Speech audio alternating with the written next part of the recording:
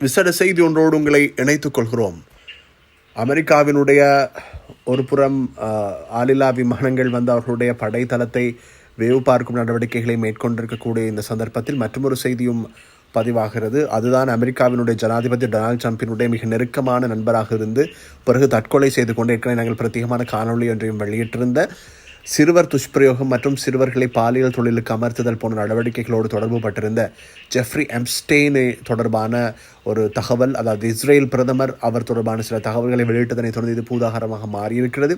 அது தொடர்பான தகவல்களை வழங்குவதற்காக நினைந்து கொள்கிறோம்.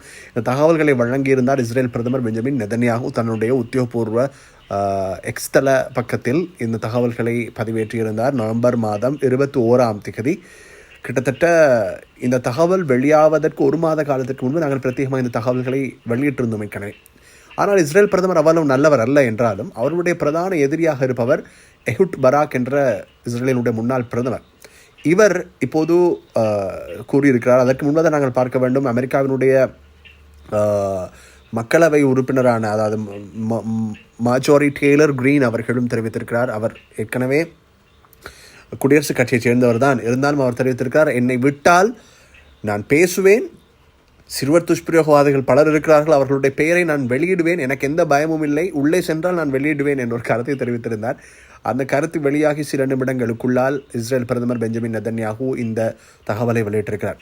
சரி, ஜெஃப்ரி எப்ஸ்டெயினுக்கும் எஹுட் பராக்குக்கும் என்ன தொடர்பு இருந்தது என்று அவர் கணித்திருக்கிறார் என்றால், 2019 நிலவிய அப்போது ஆட்சியிலிருந்த இந்த பெஞ்சமின் நெதன்யாகுவினுடைய ஆட்சி கால பகுதியிலே அதனை கவிழ்ப்பதற்கு மொசாட் அமைப்போடு சேர்ந்து இவர்கள் முயற்சித்திருக்கிறார்கள் என்பது இவர் வெளியிட்டிருக்கக்கூடிய தகவல். அதாவது மொசாட் அமைப்போடு இந்த எப்ஸ்டெயின் என்பவர் தொடர்பு பட்டிருந்தார் என்று. இப்போது எப்ஸ்டெயினுடைய வழக்கு மீண்டும் விசாரிக்கப்படுகிறது. இந்த தருணத்தில் தான் இந்த தகவல்கள் பரிமாறப்பட்டிருக்கின்றன. எப்ஸ்டெயினுடைய வழக்கு விசாரிக்கப்பட்டால் இப்போது எப்ஸ்டெயின் இல்லை அல்லவா, எப்படி அவருக்கு தண்டனை கொடுப்பது என்பதுதான் யோசனை. ஆனாலும் கூட ஏற்கனவே பிரித்தானியாவினுடைய முடிக்குறி இளவரசர்களுள் ஒருவராக இருந்த அரசரினுடைய சகோதரர் கூட வெளியேற்றப்பட்டிருந்தார் அரசர் சார்ல்ஸினால்.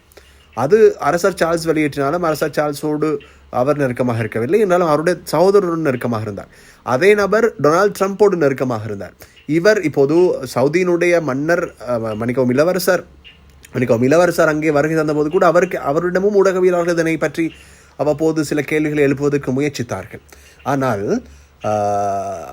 மிக முக்கியமாக அல்லது சிலர் அவரையும் தேவையற்ற விதத்தில் இதில் உள்நுழைக்க முயற்சித்திருந்தார்கள். அது வேறு விடயம், அதனால் நாங்கள் அது பற்றி பேச விரும்பவில்லை. ஆனால் இஸ்ரேல் பிரதமர் பெஞ்சமின் நெதன்யாகு இந்த நேரத்தில் ஏதோ அவர் நல்லவர் போலவும் அவருடைய போட்டியாளர் எஹுட் பராக்கினுடைய அந்த விடயத்தை என்றால், எஹுட் பராக் இப்போது மிகப்பெரிய ஒரு எஹுட் பராக் நல்லவர் அல்ல, இஸ்ரேலிலிருந்து பிரதமர்கள் யாரும் நல்லவர்கள் அல்ல.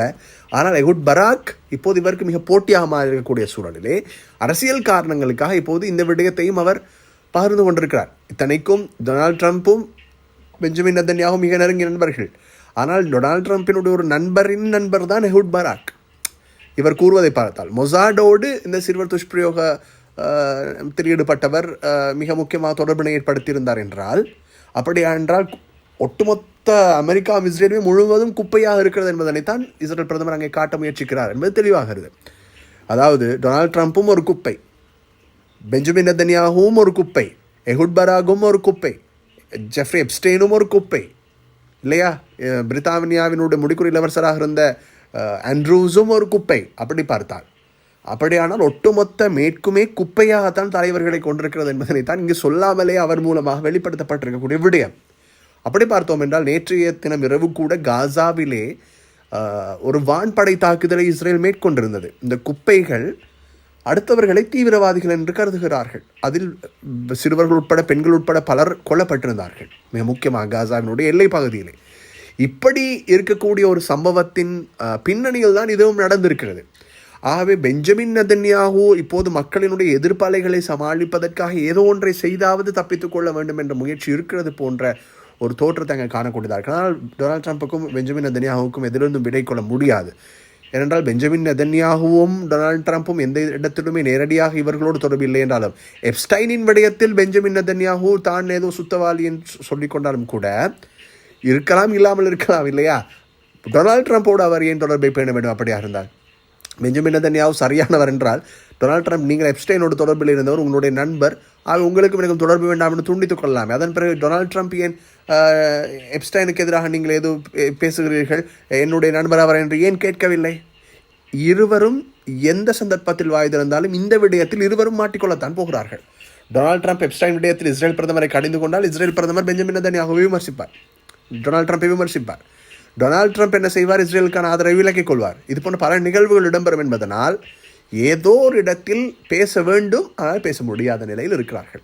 ஆக வெறுமனே வேறு ஏதோ ஒரு விடத்தில் இப்போது எஹுட் பராக்கோடு விடயத்தோடு தொடர்பு படுத்தி ஏதோ சொல்ல வேண்டியது சொல்லிவிட்டோம் என்று இருக்கிறார்கள். ஆனால் ஒட்டுமொத்த அமெரிக்காவும் இஸ்ரேலும் குப்பைகள் என்பதனை இதில் எங்களுக்கு புரிந்து கொள்ளக்கூடியதாக இருக்கிறது. தொடர்ந்து முடிந்த நீங்கள் அன்பான நேயர்களே.